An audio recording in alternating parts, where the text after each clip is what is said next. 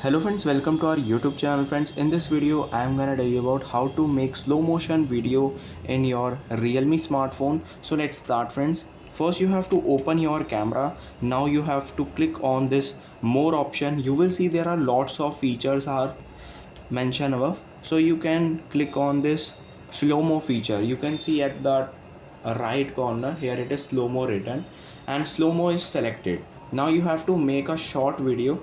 Here I am just moving my phone in the left and right slide like this, and now you can see I am moving it faster now.